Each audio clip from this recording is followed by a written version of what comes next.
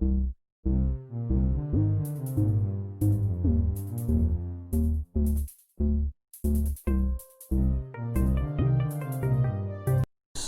सभी का मेरे YouTube channel commerce classes bye विशाल सर में एक बार फिर से हार्दिक स्वागत है।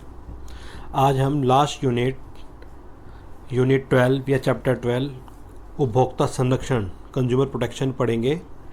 चलिए पढ़ाई की ओर चलते हैं। यह है चैप्टर 12 यूनिट 12 उपभोक्ता संरक्षण कंज्यूमर प्रोटेक्शन। चलिए स्टार्ट करते हैं। सबसे पहली बात आती है कंज्यूमर्स कौन होते हैं, उपभोक्ता कौन होते हैं। ठीक है, उपभोक्ता कौन है? कंज्यूमर्स वो होते हैं जो किसी भी चीज़ का कंजम्पशन करते हैं। जैसे आप हैं, मैं हूँ, हमारी फैमिलीज़ हैं, गवर्नमेंट भी हो सकती है, कोई भी कंज्यूमर हो सकता है जो किसी भी वस्तु या सेवा को कंज्यूम करके उसको यूज़ कर लेता है। ठीक है, लेकिन हम कंज्यूमर्स के बारे में तो खैर थोड़ा बहुत जानते ही हैं। हम कंज्यूमर प्रोटेक्शन के बारे में जानेंगे। कंज्यूमर प्रोटेक्शन मीन्स उपभोक्ता संरक्षण। अब क्या होता है उपभोक्ता संरक्षण? उपभोक्ताओं को जितने भी सेलर्स गड़बड़ियाँ कर देते हैं, गलत माल बेच देते हैं, एक्सपायरी माल बेच देते हैं, ठीक है, चीप माल दे देते हैं, कोई धोखाधड़ी कर देते हैं और बाद में कंज्यूमर को पता लगता है कि भाई मैं तो ठगा गया, मेरे को सेम प्राइस लेकर, प्रॉपर प्राइस लेकर गलत माल दे दिया गया। तो ये सब बातें जो हैं ना, ये कंज्यूमर के अधिकारों की रक्षा करना, ये कंज्यूमर प्रोटेक्शन कहलाता है। तो हम स्टार्ट करते हैं। आइए, ये है कंज्यूमर प्रोटेक्शन की डेफिनेशन या मीनिंग। कंज्यूमर प्रोटेक्शन क्या है? उपभोक्ताओं को उत्पादकों और विक्रेताओं के अनुचित व्यवहारों से बचाना ही कंज्यूमर प्रोटेक्शन कहलाता है। दिस वन, जितने भी सेलर हैं और या प्रोड्यूसर जो माल बनाते हैं, अगर वो गलत व्यवहार करते हैं, अनफेयर प्रैक्टिसेस करते हैं, ठीक है, तो उससे बचाना कंज्यूमर को कंज्यूमर प्रोटेक्शन कहलाता है। इसके माध्यम से न केवल उपभोक्ताओं को उनके अधिकारों के उत्तरदायित्व के बारे में शिक्षित किया जाता है, बल्कि उनकी शिकायतों का निवारण भी किया जाता है। जैसे कंज्यूमर कैसे एक्सप्लॉइटेड होते हैं? देखो, ये नंबर एक, मिलावट वाली चीज़ दे दी, दाल है उसमें कुछ और मिक्स है, हल्दी है उसमें कुछ और मिक्स है, कोई भी आपको चीज़ ऐसी दे दी जो भी उसमें मिलावटें हैं।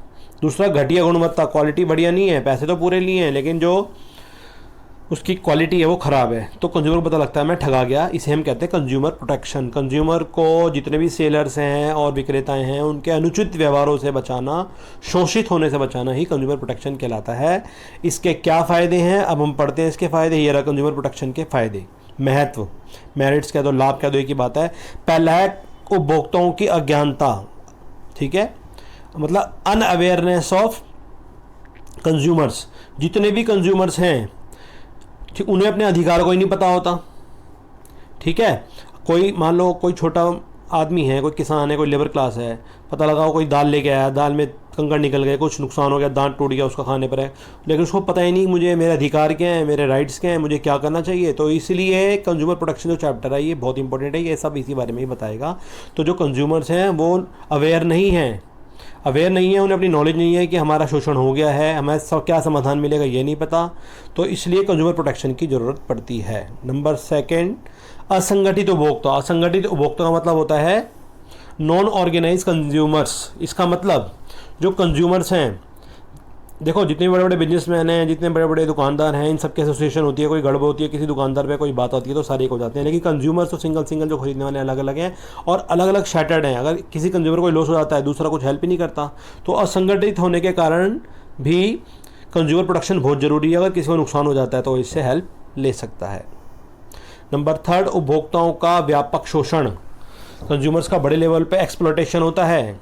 ठीक है, क्योंकि जो जितने भी तुम्हारे बिजनेसमैन हैं ये सब फ्रॉड चीज़ें, घटिया माल, ये सब चीज़ें करती हैं, तो इससे अनुचित व्यवहार का सामना कंज्यूमर को करना पड़ता है। इसलिए जो कंज्यूमर प्रोटेक्शन है ये बहुत ज़रूरी है। तो ये है इसके फ़ायदे कि कंज्यूमर प्रोटेक्शन क्यों ज़रूरी है। आगे हम चलते हैं। व्यवसाय के दृष्टिकोण से उपभोक्ता संरक्षण का महत्व। अब हम बिजनेस के दृष्टिकोण से पढ़ रहे हैं। व्यवसाय के दृष्टिकोण से, बिजनेस के हिसाब से, बिजनेस के लिए क्या है कि अगर बिजनेस को कंज्यूमर प्रोटेक्शन का ध्यान क्यों रखना चाहिए। नंबर 1, व्यवसाय का दीर्घकालीन हित। एक व्यवसाय जो है अगर लंबे समय तक मार्केट में रहना चाहता है, जैसे कि हम जानते हैं ग्लोबलाइजेशन चल रहा है, लंबे सब बिजनेस आगे आप लॉन्ग रन तक चलना चाहते हैं और हर चैनल पे छाए हुए हैं, तो कोई भी बिजनेस तभी चल पाता है जब वो अपने कंज्यूमर की आवश्यकताओं को ध्यान में रखेगा, अपने उत्पाद में विश्वास करवाएगा। तो जितने भी बिजनेस हैं अपने लॉन्ग रन के लिए कंज्यूमर प्रोटेक्शन को ध्यान में रखना बहुत ज़रूरी है। कंज्यूमर के साथ नाइंसाफ़ी नहीं होनी चाहिए। नंबर 2, नैतिक औचित्य।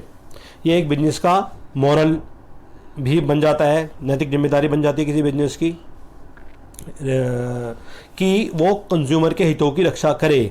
किसी भी गलत विधि जैसे दोषपूर्ण है या असुरक्षित उत्पाद है, मिलावट है, झूठ बोलना है, धोखेबाजी, गलत एडवर्टीजमेंट, इन सब चीज़ों को ना करे। तो ये हर किसी बिजनेस की ड्यूटी बनती है। नंबर 3, व्यावसायिक समाज के संसाधनों का प्रयोग करता है। भाई ये भी एक ड्यूटी है, क्योंकि जो बिजनेस है वो समाज में ही पैदा होता है, समाज में ही सेटअप होता है, समाज में ही माल बेचता है, समाज के लोग हेल्प होता है, समाज के लिए उसकी भी कुछ ड्यूटी बन जाती है कि जो कंज्यूमर्स हैं उनका जो है एक्सप्लॉयटेशन ना करे और समाज के हित में कार्य करे, समाज के रिवर्स में कार्य ना करे। और नंबर 4 है सामाजिक उत्तरदायित्व। सामाजिक उत्तरदायित्व का यहाँ क्या मतलब है? Social responsibility.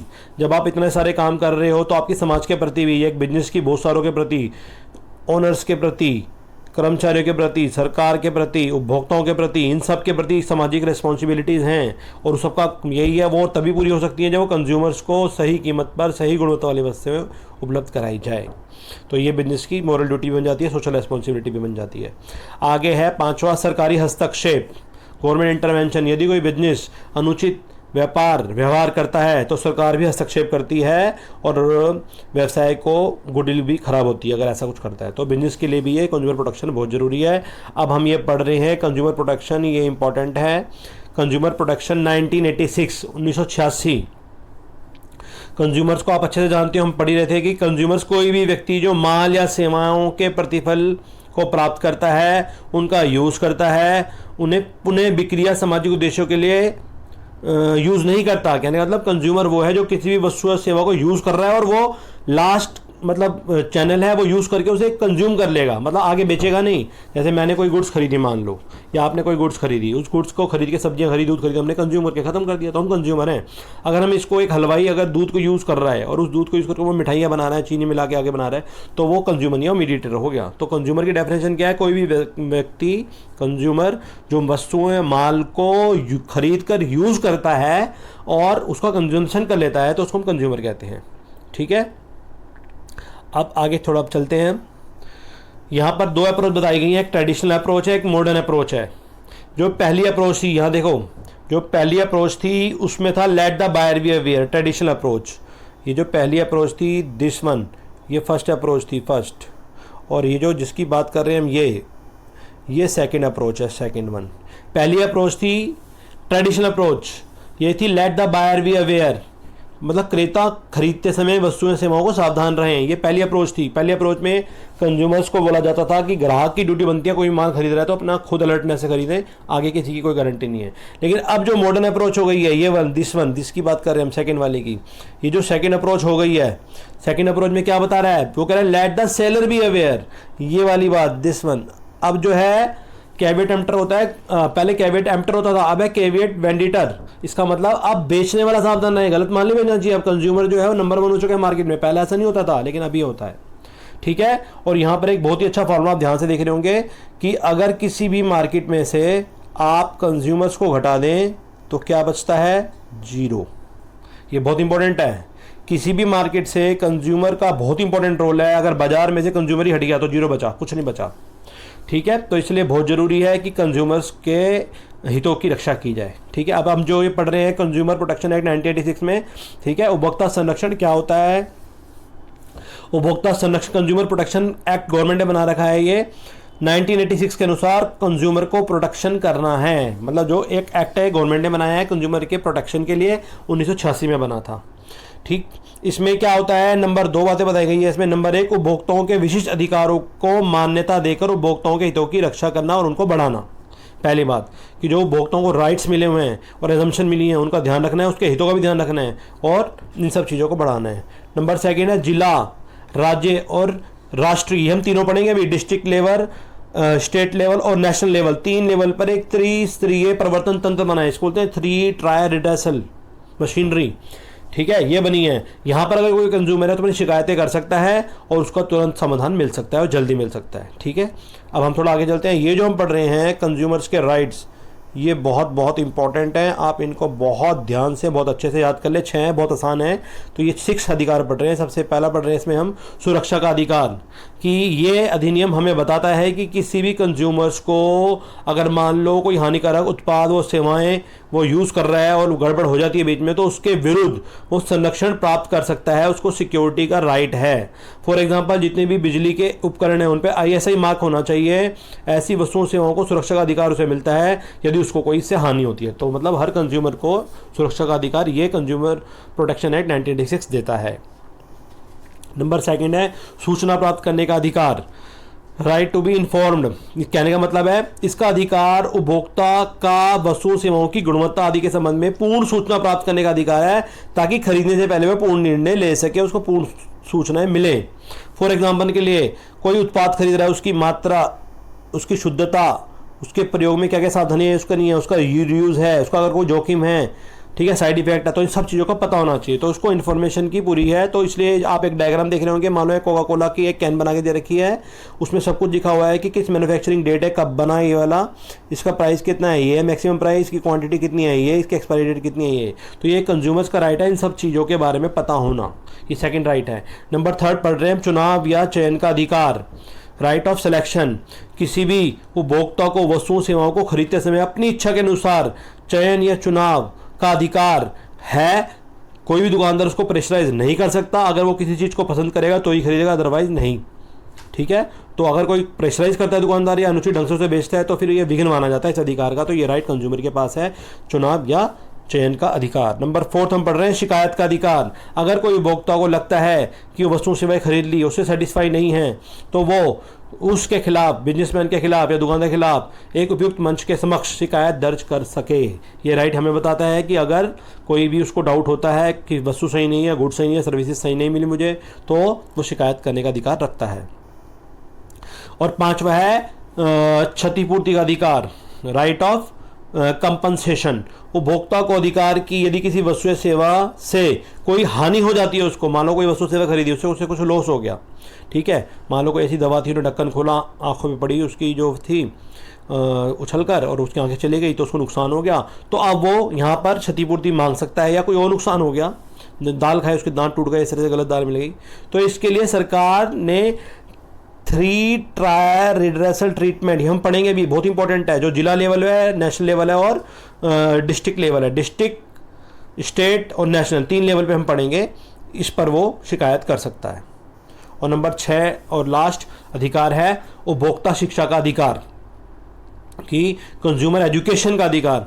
जितने भी कंज्यूमर हैं उसको आजीवन भली प्रकार से सूचना प्राप्त करना और सही जानकारी प्राप्त करने का पूरा अधिकार है। तो ये 6 अधिकार बहुत इंपॉर्टेंट हैं, आप इन्हें अच्छे से कर लें। पहला सुरक्षा का था, दूसरा सूचना प्राप्त करने का था, तीसरा चुनाव का, चौथा शिकायत का, पांचवा क्षतिपूर्ति का और छठा उपभोक्ता शिक्षा का अधिकार। कंज्यूमर एजुकेशन भी उसे पता होनी चाहिए कि अगर कोई गड़बड़ हो जाती है तो उसको जागरूक रहना जरूरी है, और कहाँ कहाँ वो शिकायत कर सकता है, कैसे वो किस कोर्ट में जा सकता है और वो दुकानदार के खिलाफ एक्शन ले सकता है।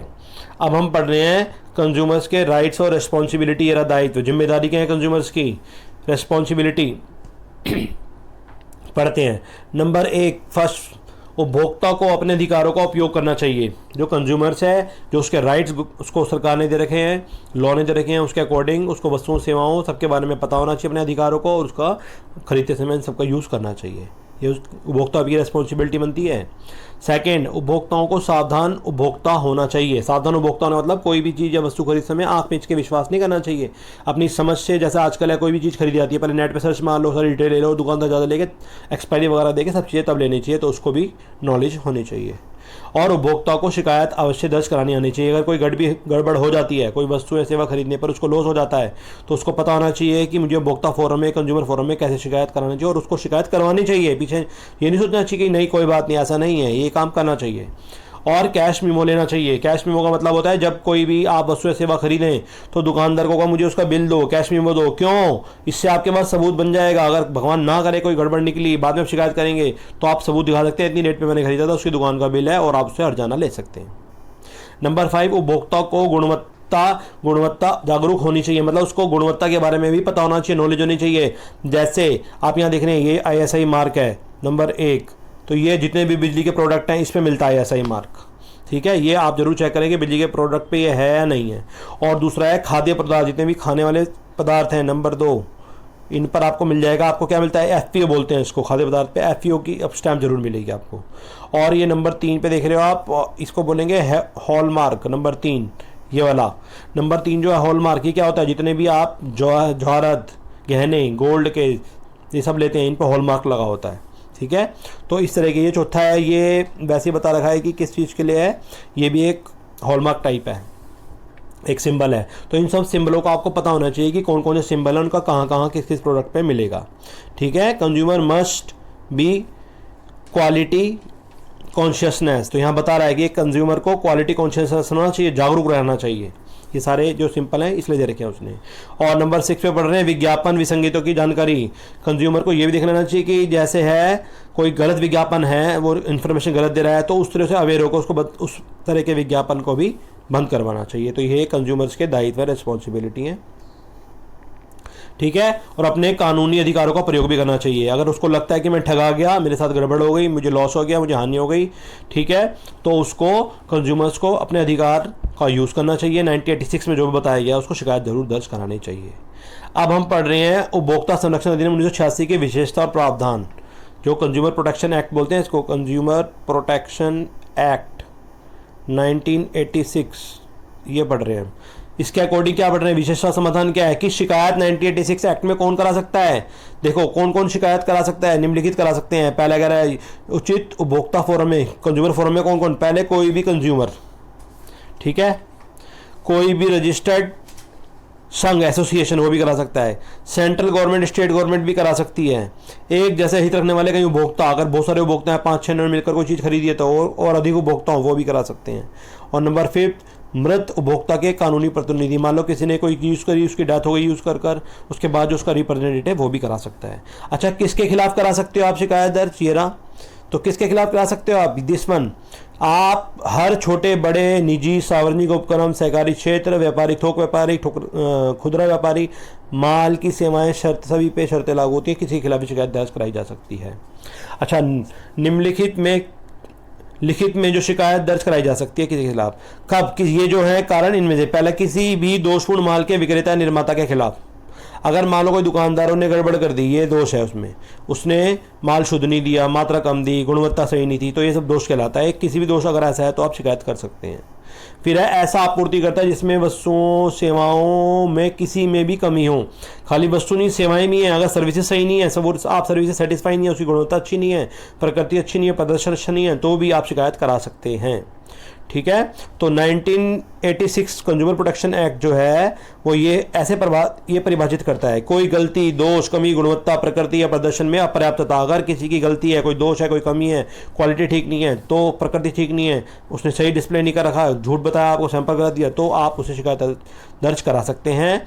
और सर्विसेज में क्या होता है, सेवा में वह आता है जो निःशुल्क प्रदान नहीं की गई। सेवा अगर फ्री में दे रहे हैं तो वो तो जान हो गया, चैरिटी हो गया आप, ठीक है, आप किसी गुरुद्वारा में जाके आप सेवा कर रहे हैं, लंगर सेवा, तो वो नहीं आएगी, आप सेवा के बदले पैसे दे रहे हैं। आपने डॉक्टर से कंसल्टेंसी कराई, उसको बदले में पैसे दिए, किसी वकील से बात करी कंसल्टेंसी, उसको फीस दी, चार्टर्ड अकाउंटेंट से कोई राय ली, उसको पैसे दिए, तो ये सब चीज़ें इसमें आती हैं। सर्विसेज पैसे देके कराई गई है, तो अगर कोई गड़बड़ है तो आप उसके खिलाफ कर सकते हैं। ठीक है, जैसे एग्जांपल दे रहे हैं, किसी बैंक द्वारा उदाहरण के लिए एक चेक बुक करने में देरी, चेक के नकदीकरण में देरी, तो ये आप इसके बेस पे कर सकते हैं। ठीक है, उपभोक्ता संरक्षण अधिनियम 1986 के अंतर्गत ये जो है, ये वाला टॉपिक जो ना, ये मोस्ट इंपॉर्टेंट है। इसको हम 3 ट्रायल रिडर्सल ट्रीटमेंट बोलते हैं। बहुत इंपॉर्टेंट टॉपिक है। नंबर 1 पे तो ये आएगा डिस्ट्रिक्ट लेवल, नंबर 2 पे ये आएगा स्टेट कमीशन, और नंबर 3 पे आएगा नेशनल कमीशन। पहला था डिस्ट्रिक्ट लेवल पे, क्या है ये, डिस्ट्रिक्ट लेवल। दूसरा क्या आएगा, स्टेट कमीशन, और तीसरा क्या आएगा, नेशनल कमीशन। ये लगेगा डिस्ट्रिक्ट, जिला तो कोई भी डायरेक्ट अपील कर सकता है, इसमें भी डायरेक्ट अपील कर सकते हो, इसमें भी कर सकते हो, इसमें भी कर सकते हो। नंबर मैंने डाल दिए हैं। जिला का समझ गए कि अगर आप कोई गड़बड़ होती है अपने स्टेट लेवल पे करेंगे, ठीक, स्टेट लेवल से बात नहीं बन पा रही तो आप ऊपर जाएंगे, 1 महीने बाद 30 डेज़ के बाद आप कर सकते हैं। किसमें, ये जो लिखा है राज्य आयोग में, ठीक है, स्टेट कमीशन में। अगर यहाँ भी आपकी बात नहीं होती, तीनों में आपके फेवर फैसले नहीं है, तो आप ऊपर नेशनल कमीशन में भी जा सकते हैं। दिस वन, तो पहला ये, दूसरा ये, तीसरा ये। आइए अब इसके बारे में थोड़ा डिटेल में पढ़ते हैं। ये क्या होता है, ये रहा उपचार एजेंसियां, जिला मंच, राज्य आयोग और नेशनल कमीशन, तीनों दे रखे हैं, ध्यान से देखें। ये तो था डिस्ट्रिक्ट वाला, डिस्ट्रिक्ट है ये, डिस्ट्रिक्ट लेवल, ठीक है। और ये दूसरे नंबर पर पढ़ेंगे राज्य सरकार, नंबर 1 का ये पढ़ रहे हैं हम, नंबर 2 ये वाला है राज्य सरकार वाला, और नंबर 3 ये है, तीनों का पढ़ रहे हैं हम। ठीक है, ये डिस्ट्रिक्ट लेवल हो गया, ये स्टेट कमीशन हो गया, और ये नेशनल कमीशन हो गया, पढ़ रहे हैं। सबसे पहले उन्होंने कहा स्थापना, डिस्ट्रिक्ट लेवल की स्थापना स्टेट गवर्नमेंट करती है, इसकी स्थापना कौन करता है, इसकी भी स्टेट गवर्नमेंट करती है, लेकिन नेशनल की सेंट्रल गवर्नमेंट करती है। मेंबर्स, ये देख ले ध्यान से समझने, ये बहुत इंपॉर्टेंट टॉपिक है, इसको बहुत अच्छे ध्यान से देखें। इसमें एक ही अध्यक्ष होता है, ओनली वन, और 2 मेंबर होते हैं जिसमें से एक महिला होनी जरूरी है। किसमें, डिस्ट्रिक्ट लेवल में। ठीक है, और स्टेट कमीशन में क्या होगा, एक अध्यक्ष है, 2 मेंबर हैं, एक महिला कम से कम इसमें भी होनी जरूरी है। इसमें भी एक अध्यक्ष प्रेसिडेंट होगा, 2 अन्य मेंबर होंगे, और इसमें भी अन्य सदस्य कम से कम एक महिला होनी जरूरी है। ठीक है, ये कह रहा है वो। फिर आगे कह रहा है मुआवजा, ये बहुत इंपॉर्टेंट लिमिट है, बहुत ध्यान रखना। 20 लाख तक का, 20 लाख 20 लाख तक की डिस्ट्रिक्ट लेवल पे आप अगर नुकसान होता है तो आप यहाँ पर अप्लाई कर सकते हैं, अगर आपको नुकसान होता है तो। और ये है 20 लाख और उससे ज़्यादा, लेकिन 1 करोड़ से कम, 20 लाख टू 1 करोड़। और ये थर्ड वन जो है, आप नेशनल कमीशन में, राष्ट्रीय आयोग में कर सकते हैं 1 करोड़ से ज़्यादा, मोर देन 1 करोड़, CRORE, इससे ज़्यादा कर सकते हैं। और ये 20 लाख से 1 करोड़ के बीच में, ये वाला। ठीक है, तो आपको पता लग गया होगा डिस्ट्रिक्ट लेवल पे 20 लाख तक का अगर का आपको कोई नुकसान होता है तो मुआवजा ले सकते हैं, आप केस कर सकते हैं। 20 लाख से 1 करोड़ तक में हो गए स्टेट लेवल पे, और 1 करोड़ से ज़्यादा के अगर आपके हैं डिस्प्यूट्स तो आप कहाँ कर सकते हैं, नेशनल कमीशन में। शिकायत हैंडल करने की प्रक्रिया क्या होती है, पहले शिकायत प्राप्त की जाती है, फिर विरोधी पक्ष को भी सूचना दी जाती है, माल को प्रयोगशाला में भेजा जाता है, उसको टेस्ट किया जाता है, यदि माल दोषपूर्ण है तो फिर जो हर्जाना, जो भी उपयुक्त ट्रीटमेंट निकलेगी वो अच्छे से देखा जाता है। ठीक है, ये वाला लास्ट वन, हर्जाना देना, दोष दूर करना। और जैसा जिला मंच पर होता है वैसा करा जाता है, इसमें भी सेम वैसे ही किया जाता है, स्टेट लेवल पे भी, और इसमें भी वैसे ही, मतलब ये जो प्रोसेस है तीनों जगह चलती है। ठीक है, और निर्णय के विरुद्ध अपील, अगर कोई डिस्ट्रिक्ट लेवल से सेटिस्फाई नहीं है तो वो 30 दिन के अंदर अंदर आगे नेशनल कमीशन में जा सकता है। ठीक है, 30 डेज के अंदर अंदर आगे जब वो नेशनल में चला गया, फिर आगे उससे सेटिस्फाई नहीं है तो 30 डेज में फिर जाएगा वो कहाँ, स्टेट से जाएगा, स्टेट कमीशन से नेशनल कमीशन में। और अगर नेशनल कमीशन से भी सेटिस्फाइड नहीं है तो वो सुप्रीम कोर्ट भी जा सकता है, supreme court, SC supreme court. ठीक है, सुप्रीम कोर्ट में भी जा सकता है।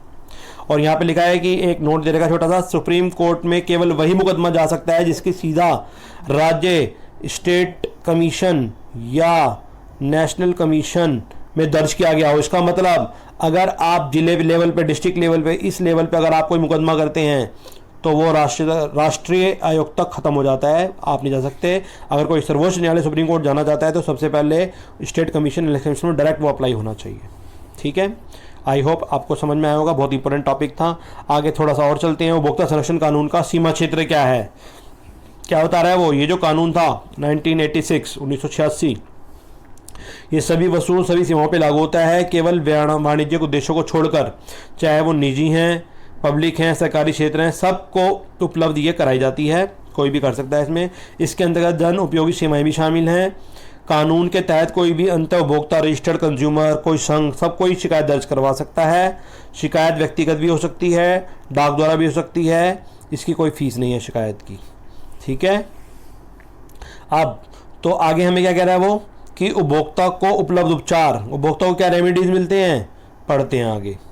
वस्तु या सेवा की कमी को ठीक करना, मतलब आपको नुकसान हो गया तो कोर्ट क्या क्या डिसीजन दे सकता है, डिस्ट्रिक्ट लेवल, नेशनल लेवल या फिर स्टेट लेवल पे, तो क्या क्या आपको मिलता है, पहले उपभोक्ता की सेवा कमी को ठीक कराने का ऑर्डर मिल सकता है। दूसरा, खराब वस्तु को बदलकर नई वस्तु की उपलब्ध जानकारी देने को भी मिल सकता है। नंबर 3, उत्पाद के लिए दिए गए मूल्य को, आपका प्राइस वापस हो जाएगा, जो मैंने प्राइस पे किया था मुझे वापस करा दो, ये भी आपका फैसला हो सकता है, आपको रेमेडी मिल सकता है। ठीक है, और आगे 4th नंबर पे क्या कह रहा है, 4th नंबर पे उपभोक्ता को खराब वस्तु या सेवा से होने वाली हानि, क्षतिपूर्ति भी करवा सकते हैं। आप कह रहे मुझे पैसे नहीं चाहिए, मुझे क्षतिपूर्ति चाहिए, तो आपको वो मिल जाएंगी। और 5वां, अनुचित व्यवहार, व्यापारिक व्यवहार को रोकना, उसकी पुनरावृत्ति ना करना। आप ये भी क्या, वो भी कह सकता है, जो कोर्ट डिसीजन दे सकता है, जो सेलर था अब आगे वो ऐसे प्रैक्टिसेस गलत वाली नहीं करेगा और इस चीज़ों को रोकेगा। और नंबर 6 पे बात हो रही है, खराब तथा खतरनाक वस्तुओं की बिक्री पर रोक भी लगाई जा सकती है। और नंबर 7 पे कह रहा है, उपभोक्ता कल्याण कोष कंज्यूमर एक वेलफेयर फंड बनाया गया है, उसमें भी कहेंगे कि उस जो बिजनेसमैन है कि भाई जमा कराओ, घटिया माल के मूल्य को 5% से कम नहीं जमा कराना पड़ेगा। अगर 10,000 का 1,000 का माल है तो 5% हो गया, कितना हो गया आपका 5 रुपये का, तो ये आपको जमा कराना 50 रुपये का आपको जमा कराना पड़ेगा। ठीक है। अच्छा, आगे कह रहा है सुधार करके विज्ञापन को प्रस्तुत करना ताकि एडवर्टीजमेंट के प्रभाव को खत्म किया जा सके। अगर आपका एडवर्टीजमेंट ठीक नहीं है तो उस भी करवाया जा सकता है। ये सारे रेमेडीज हो सकते हैं जो कोर्ट दे आपको मिल सकते हैं। अब हम पढ़ रहे हैं कुछ महत्वपूर्ण उपभोक्ता संरक्षण संघों व गैर सरकारी संगठन जो उपभोक्ता संरक्षण कार्य कर रहे हैं। कौन कौन से हैं, मतलब कंज्यूमर जैसे एक्ट बनाया गया है, इसमें कौन कौन से एक्टिव है। नंबर 1 पे कह रहा है ये कंज्यूमर समन्वय परिषद दिल्ली, ये दिल्ली में चल रहा है।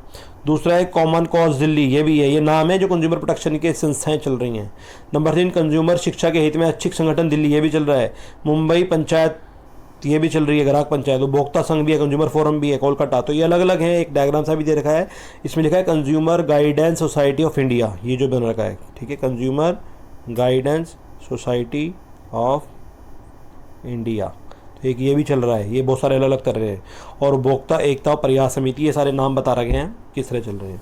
इन उपभोक्ताओं संगठनों गैर सरकारी संगठनों द्वारा किए जाने वाले मुख्य कार्य क्या काम करते हैं। ये ट्रेनिंग कार्यक्रम कराते हैं, सेमिनार्स कराते हैं और अलग अलग वर्कशॉप कराते हैं, कंज्यूमर को अवेयर करते हैं ताकि उनको उनके अधिकारों के बारे में नॉलेज मिल सके। इस संबंध में कुछ प्रकाशन हैं, कुछ पत्रिकाएं भी जारी की जाती है तक कंज्यूमर अवेयर रहें और इन्हें पढ़ते रहें समय समय पर। नंबर 3 है उपयुक्त उपभोक्ता न्यायालय में उपभोक्ता की ओर से शिकायत दर्ज करा सकते हैं, इन्हें ये बताते हैं। निकृष्ट आपका घटिया माल है, मिलावटी पदार्थ हैं तो उनके खिलाफ जागरूकता अभियान पैदा करते हैं। ठीक है। नंबर 5 उपभोक्ताओं को कानूनी सहायता तो उपचार देने के लिए भी सहायता करते हैं।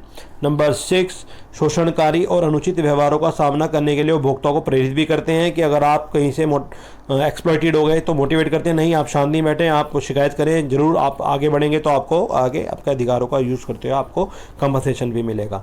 खाद्य पदार्थों में मिलावट है, दवाओं का दुरुपयोग है, तो इस समय सब कुछ वो सबूत वगैरह तैयार करते हैं। अब हम पढ़ रहे हैं उपभोक्ता संरक्षण संस्था तरीके एवं समाधान की संरक्षण के क्या तरीके और समाधान है, पढ़ते हैं। गवर्नमेंट ने टाइम पे बहुत सारे एक्ट बना रखे हैं। एक तो गवर्नमेंट ने बनाया था, वही अभी हम पढ़ रहे हैं कंज्यूमर प्रोटेक्शन एक्ट 1986, वस्तु का था ये। ठीक है, वस्तु विनिमय अधिनियम। और दूसरा था 1930 भारतीय मानक अधिनियम, जिसे बोलते हैं इंडियन स्टैंडर्ड ब्यूरो, ये बना था एक 1930 में। और ये कंज्यूमर 1986 तो आप पढ़ ही रहे हैं इसके बारे में। तो ये सारे के सारे हैं जो आपको बताते हैं कि कहाँ कहाँ आप कर सकते हैं। और इसमें त्रिपक्षीय तंत्र बताया गया जहाँ आपको जो नुकसानों में पीछे पड़ा था जो वो हम कर सकते हैं। अब हम पढ़ रहे हैं लास्ट ईयर लगभग उपभोक्ता संरक्षण, ये कंज्यूमर उपभोक्ता संगठन है, संगठन तो कंज्यूमर ऑर्गेनाइजेशन। ये जो ऑर्गेनाइजेशन है जो इतने व्यावसायिक वाले हैं, संगठनों पर दबाव बनाते हैं, गलत गतिविधियों और उपभोक्ताओं के शोषण से दूर नहीं बताते हैं। एग्जाम्पल है इसके, पहला उपभोक्ता समन्वय परिषद दिल्ली, ये बना हुआ है। सामान्य संघ भी बना हुआ है। कंज्यूमर प्रोटेक्ट कोलकाता का बना हुआ है। ये जो हम पीछे पढ़ा था वो ये ज़्यादा डिटेल नहीं है। और एक कुछ व्यापारिक संगठन भी बने हुए हैं, व्यापार वाणिज्य कारोबार का संघ, जैसे भारतीय वाणिज्यिक मंडल का महासंघ तथा भारतीय उद्यम परिसंघ, ये सब बने हैं। ये कंज्यूमर के जो बिजनेसमैन है उनके एसोसिएशन बने हैं। ये अन्य सदस्यों के लिए ग्राहकों के व्यवहार करने की आचार संहिता लागू कर रखी है इन्होंने भी। ये जो कंज्यूमर जो व्यापारिक संगठन मतलब बिजनेस के ऑर्गेनाइजेशन इन्होंने भी बना रखा है कि कंज्यूमर में को नुकसान नहीं पहुंचाना, एक कोड ऑफ कंडक्ट बना रखा है कि हमें ये काम नहीं करना। आशा करता हूँ इसी के साथ ये यूनिट ख़त्म हुई है, आपको ये पसंद आई होगी। आप सभी का मेरे YouTube channel commerce classes bye विशाल सर में एक बार फिर से हार्दिक स्वागत है। मैंने एक छोटी सी कोशिश करी है गवर्नमेंट स्कूल के बच्चों के लिए, हिंदी मीडियम बच्चों के लिए, कि पूरी यूनिट रिवीजन हो जाए। आगे मैं और कोशिश करूँगा और बेटर बनाई जाए, और बहुत ही जल्दी मैं अकाउंट्स की वीडियो भी बनाऊँगा, आप ज़रूर उसको देखें। आप सबका इस वीडियो को देखने के लिए बहुत बहुत धन्यवाद।